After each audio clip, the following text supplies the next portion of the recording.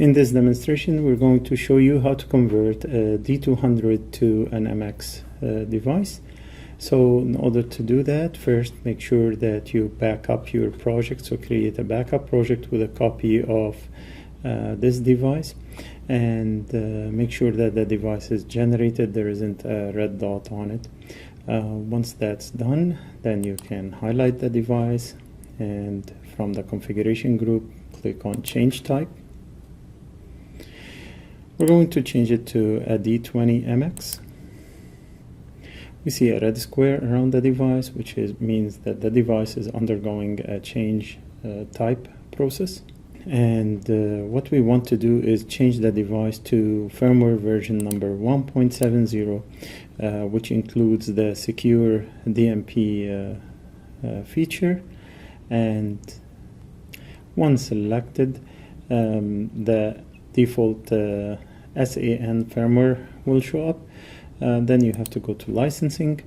At this point, you can look at the D20 MX firmware release notes and go to the page which include the licensing. So for example, if you have a Logic Links application, you would check mark the advanced automation, and if you have any of the classical requirement, then you would put the classical application. Once that's done, then you can proceed to the next step. Make sure that if you check it in here, the device, the D20 MX that you have also the same licensing installed in the hardware or has been ordered with these licensing.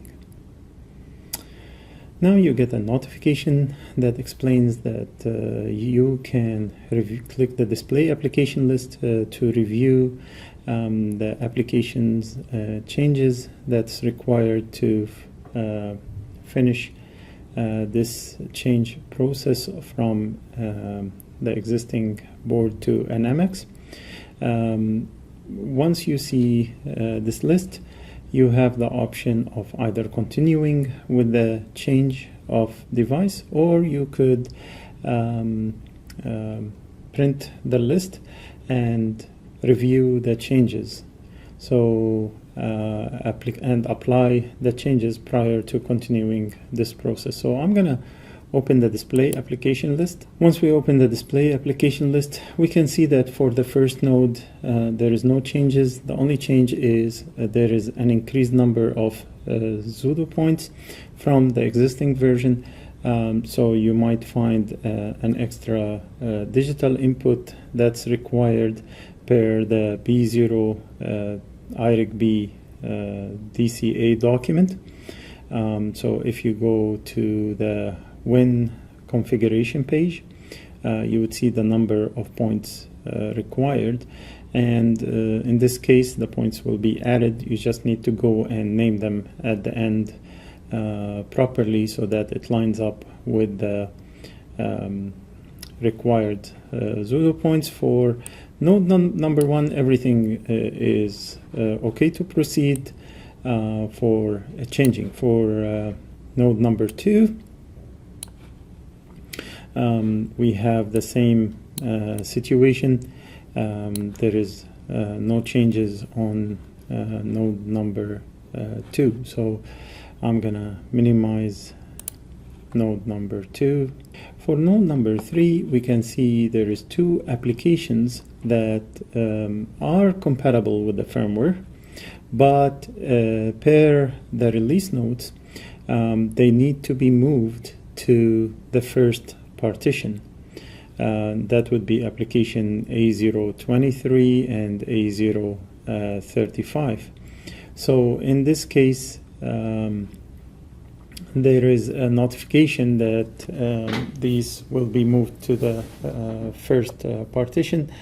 As long as there is no overlap, that we might continue with this change.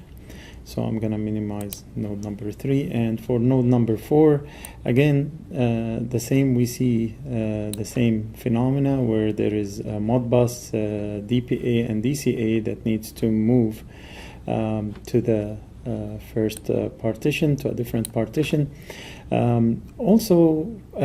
Here we have in this node one application, the C-1020 or C-2000 Conatel A001, which is notified that it's not available in the target firmware version 1.7.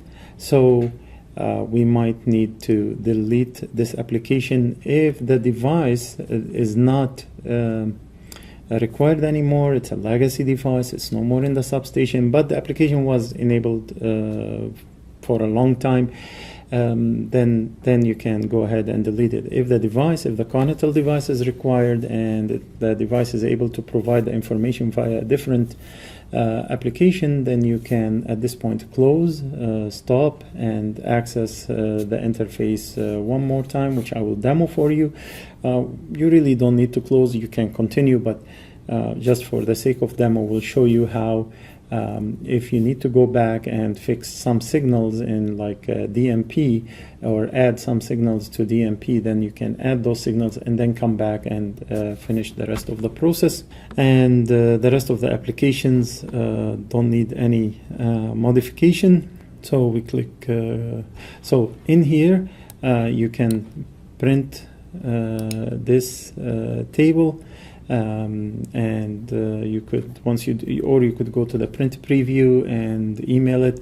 When you go to the print preview, make sure you fix the page so that it is in a readable format prior to saving or emailing or printing. Also make sure that you expand the nodes prior to printing. Okay. So we're going to close it. So now that we have reviewed our application list, I told you that I'm going to demo how you can exit out of this interface and come back and continue the process once you have taken the required steps. For example, if the Conatel points or somehow the device have ability to talk DMP and you want to add some more DMP points, you have the option of clicking close in here, go and add these points, and when you're done per the instructions, you click on the hardware button and you will come back to the same point and you can continue from there. Now, considering that there isn't anything to do other than to delete Conatel and add the pseudo points for B012, I'm just going to click next in here. And then for every node, I can apply the required changes.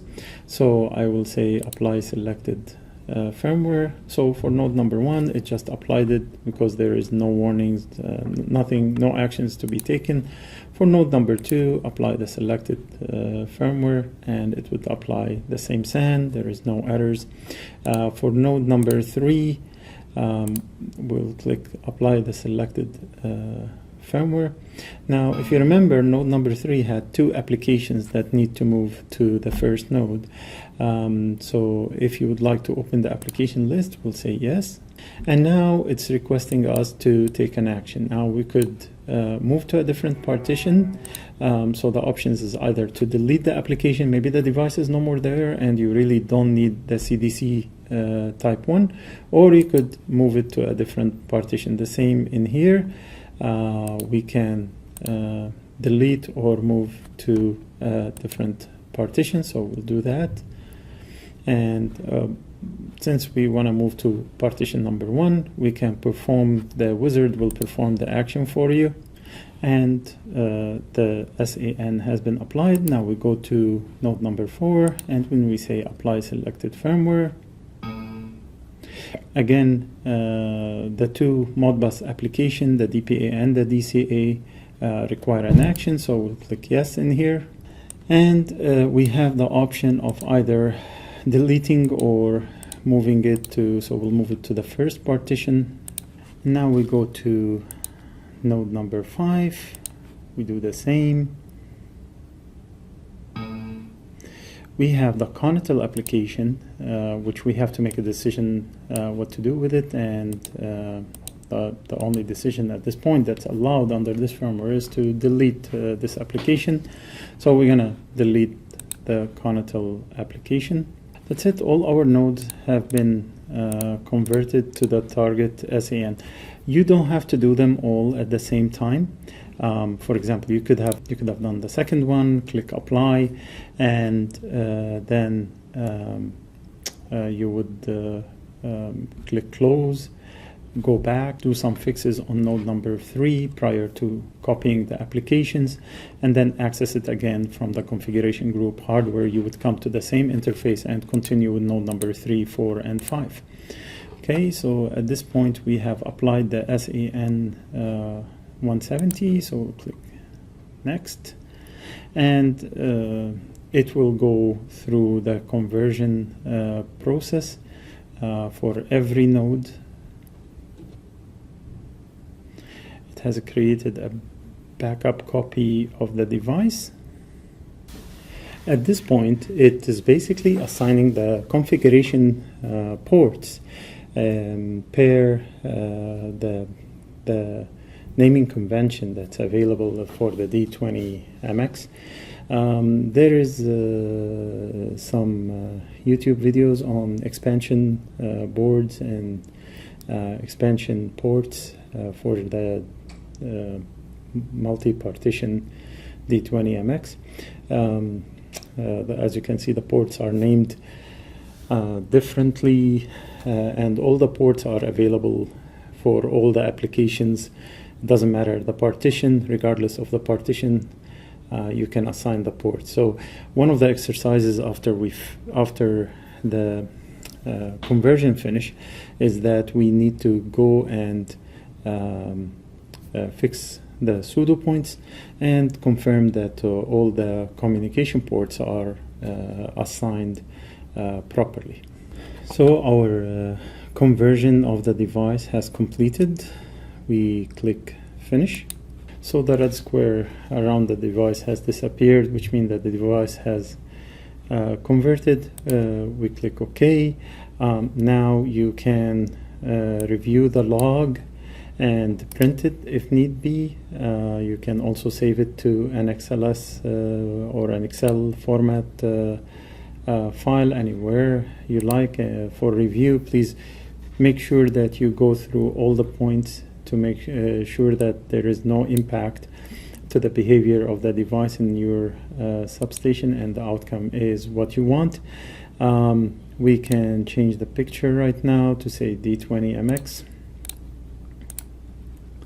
And we have converted a D200 device to a D20MX. Like I said, now is the time to go through all your applications. Make sure that the applications are assigned to the proper communication port.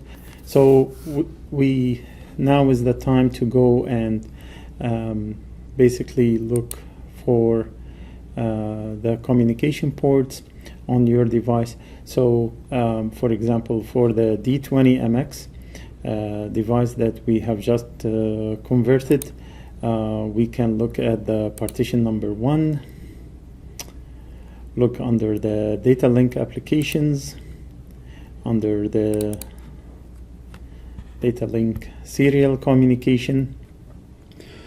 We can see the COM port that's assigned. If it is not the COM port that's required and we need to assign it to any of the other available COM ports, then we can do that.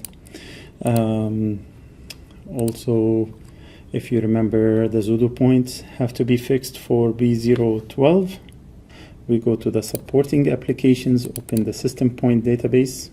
We go to the IRIG-B application, click on descriptors. We can name this point in accordance to our config guide. So this one,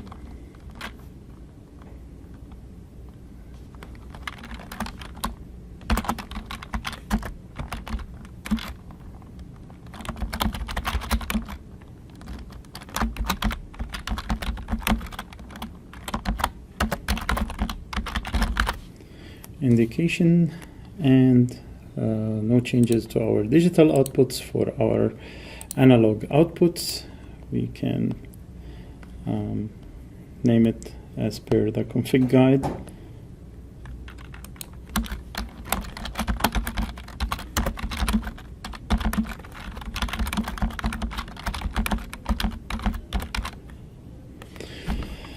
And of course, you have to follow your convention for naming of the signals, and then you click OK. Once you have done the required manual work, we can go ahead and generate the device and download the configuration to the D20MX. Thanks for watching this demonstration.